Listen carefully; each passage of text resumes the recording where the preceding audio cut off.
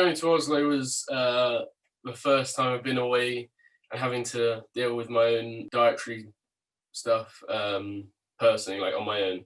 So it was daunting in that sense. It was also daunting in the sense that I was going to see the Nobel Peace Prize, and I was nervous for that. I was actually going to be at the ceremony, see everything that happens. It was a lot to think about in the days leading up to it, and I was a bit nervous in the, I'd say, a couple of days before, because I didn't quite know everyone in RF at that point. By the end of the trip, I knew them all quite well, which is quite nice.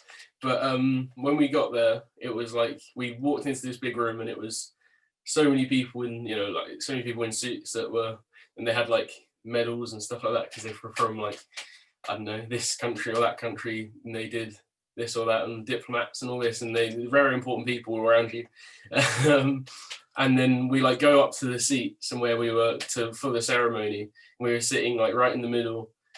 We could see the whole thing. It was Juan Manuel Santos was president of Colombia. He won that year for his work stopping the civil war in Colombia leading up to that time. Before going to the ceremony and learning about who he was, I didn't know so much about Colombia and all that. But I read into it a bit, in the like week or so leading up to the prize, and it was really interesting what he'd done and everything like that. So actually being there, like knowing that sort of background, well, being there and seeing the ceremony go through was really cool. But sitting in that building and watching the ceremony firsthand, seeing the medal go over his head and everything. If I took a step back, while I was sitting there, I took a step back and I sort of thought, this is like something that I'm not, and many people are ever going to really witness like firsthand. They might see it on a TV camera. It was crazy to really think about like what I was there for.